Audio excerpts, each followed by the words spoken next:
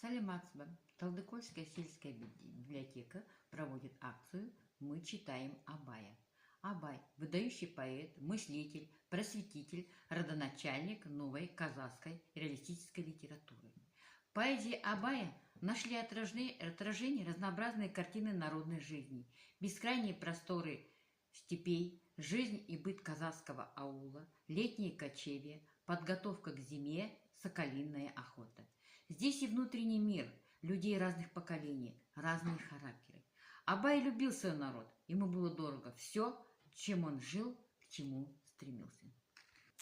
Твердит про стыд, чтоб душу обмануть, лукавит, чтобы выжить как-нибудь. Нет подлинной вражды, нет верной дружбы для слабого, чья обмелела суть. Есть радость, пресыщение, смерть, покой. Завистлив любопытный род людской, питают плоть бездумчиво честь и совесть. Ты жив на миг, навек махни рукой. Двухличие в близких, двойственных друзьях. Враги сильны, друзей втоптали в прах. Любовь притворна, а вражда жестока. В такой-то век судил мне жить Аллах. Ты зрелый муж, но с разумом юнца. Твоим самообманом нет конца. Отец ругает сына, тоже дружба.